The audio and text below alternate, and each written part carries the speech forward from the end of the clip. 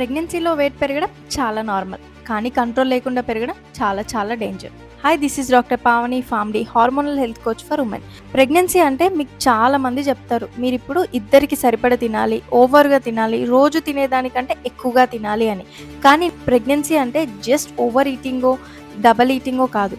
అసలు మనం ఎంత ఫుడ్ తీసుకుంటున్నాం అనేది ఇంపార్టెంట్ కాదు, మనం తీసుకునే ఫుడ్లో ఎంత న్యూట్రిషన్ ఉంటుంది అనేది important. Quality and quantity both is important for mom and baby. సింపుల్గా స్టార్ట్ చేయండి.